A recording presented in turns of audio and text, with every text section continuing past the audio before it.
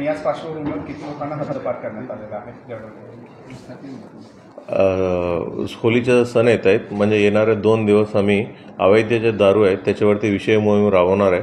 खास करून देशी दारू असतील, गावठी दारू असतील, त्याच्यावरती आम्ही विशेष मोहीम राबवते. आणि होलीच्या दिवशी आम्ही सर्व ठिकाणी नाकाबंदी आणि त्याच्यासोबत पेट्रोलिंग देखील राहणार आहे. आमचा हीच प्रयत्न राहील की कोणत्याही महिलांना छेडछाड होणार नाही.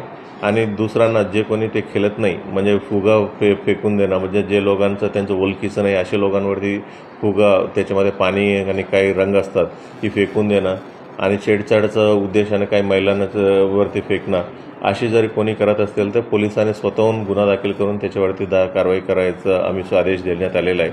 आणि प्रत्येक पोलीस स्टेशनला किमान 2-3 ठिकाणी आपलं नाकाबंदी राहणार आहे.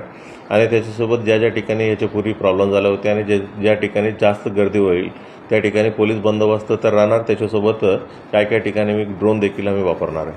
अशा घटनेमध्ये अल्पवयीन मुलं देखील असतात, पण त्यांच्या मातांवर आईवडिलांवर गुन्हे दाखल होऊ शकतात.